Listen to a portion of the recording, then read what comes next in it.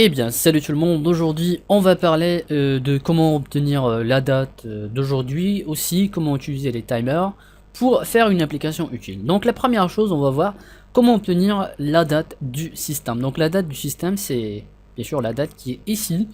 Et donc vous pouvez bien sûr regarder ici, on a vendredi le 28 février 2014.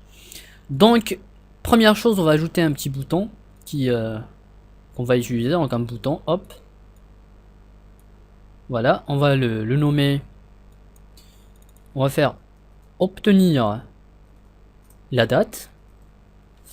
On va ajouter un petit label. Enfin, on voit pas tout le texte, donc on va élargir un petit peu. On va ajouter un label. Donc, dans cette label, on va mettre la date d'aujourd'hui. Hop. Voilà. Et donc, une fois je clique sur ce bouton, je veux que la date d'aujourd'hui s'affiche ici. Donc, pour accéder à l'événement clic, donc un rappel, l'événement clic, il se produit une fois, bien sûr, ce bouton est cliqué. Et donc on va tout simplement double-cliquer sur ce bouton, hop, pour bien sûr accéder à l'événement clic. Et bien sûr ici, tous les codes ici, ils vont être exécutés une fois ce bouton est cliqué. Donc tout simplement, on va bien sûr changer la propriété texte du label. Voilà, donc il s'appelle label 1, non label 1, on va changer la propriété texte. Je vous invite à regarder les vidéos précédentes pour mieux comprendre. Donc label 1, le nom du contrôle label 1, point texte, le nom du texte, on va égal, et écrivez date, bien date, avec D-A-T-E, faites point, écrivez now, now ça veut dire maintenant. Donc tout simplement label 1, point text égale date.now, donc date.now, now ça veut dire maintenant, et donc on veut obtenir la date d'aujourd'hui. On va cliquer, on va bien sûr lancer l'application, et regardez, une fois je clique, hop, ça me dit la date d'aujourd'hui avec l'heure actuelle, donc le 28 de 2014, 19h06, 18 secondes. Si je clique encore une fois, ça va bien sûr mettre à jour la date ici. Regardez, 27 secondes, hop, 31 secondes, 33, 34, 35.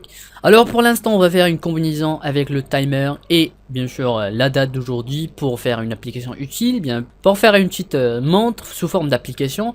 Donc on peut faire plein de choses avec la date, obtenir l'heure, le minute. Bon, on va parler de tout ça dans les prochaines vidéos. Pour l'instant, on va essayer de faire une petite combinaison avec le timer. Donc le timer, c'est un contrôle très important. Donc le timer ça nous permet d'exécuter des codes en continu, c'est-à-dire répéter des lignes de code. Bon, pour première chose, on va ajouter le timer. Allez dans le toolbox et chercher timer. Donc voici le timer, double-clic et ça va s'ajouter ici. Sélectionnez-le et allez dans les propriétés et changez l'intervalle. Donc l'intervalle, on a ici l'intervalle sous forme de millisecondes. Donc millisecondes. Donc 1000 millisecondes, ça représente 1 seconde. On va faire 1000. On veut bien sûr répéter les codes chaque seconde. Mais première chose, on va double-cliquer sur le timer ici pour entrer le code qu'on veut exécuter en continu. Donc on va tout simplement refaire la même chose. On va faire label 1, point text égale date, il y a date, point now. Et donc on veut, autrement dit, si on va dans les propriétés du timer 1, on a l'intervalle 1 seconde. Donc 1000 secondes, ça égale 1 seconde. On veut exécuter ce code là chaque seconde. On veut exécuter cette ligne de code chaque seconde. Voilà, donc on veut afficher la date d'aujourd'hui ici. On veut afficher la date chaque seconde. Et donc on va avoir un espèce de montre qui nous montre bien sûr la date d'aujourd'hui chaque seconde. Alors maintenant on va faire deux boutons. Une qui va lancer le timer et une qui va arrêter le timer. Donc ce bouton 1, on va le nommer commencer. Et on va ajouter un autre bouton. Faites, on va sélectionner CTRL-C, CTRL-V pour copier. Bien, vous pouvez l'ajouter du toolbox. Et on va changer cette propriété en arrêter. Voilà. Donc tout simplement, pour le bouton commencer, on va double-cliquer sur commencer. Et vous pouvez tout simplement faire le nom du contrôle, qui est timer 1. Sélectionnez, hop, le nom timer 1. On va écrire le nom du timer, qui est timer 1. On va faire point star. Star, ça veut dire commencer. Une fois on exécute ce code, eh bien le timer va commencer. On va aller dans arrêter, double-clic, et on va faire tout simplement timer 1, point stop. Donc stop, ça veut dire arrêter.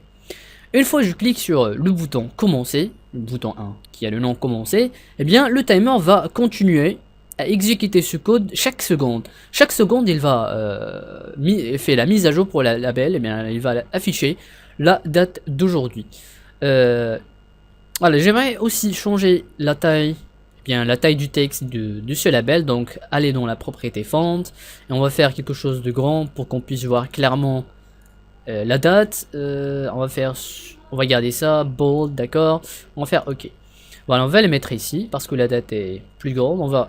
Alors la label, elle a l'air un petit peu grand. On va élargir ça un petit peu. Sélectionner les deux contrôles pour les déplacer, pour déplacer tous les deux en même temps. Maintenant, on va lancer l'application.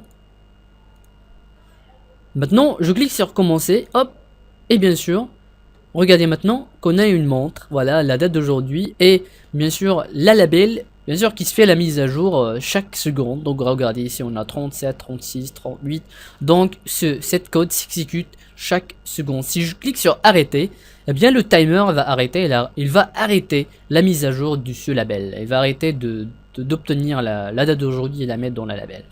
Encore une fois, commencer va reprendre, bien sûr, on va pas reprendre, mais elle va aller prendre la date d'aujourd'hui et va la mettre dans le label. Encore une fois, arrêter pour arrêter le timer. Voilà, donc comme j'ai dit, encore une fois, double-clic sur le contrôle timer, ou bien aller dans cette liste ici, choisir timer 1 et choisir ticks, et ça va vous donner ces deux lignes de code, et dedans, écrivez label1.text et date.now pour obtenir la date d'aujourd'hui. Ensuite, timer1.start pour commencer le timer, ou bien timer1.stop pour arrêter le timer. Si on veut que le timer commence une fois l'application est lancée, il suffit tout simplement de sélectionner le timer ici, aller dans les propriétés et changer enabled de false à true.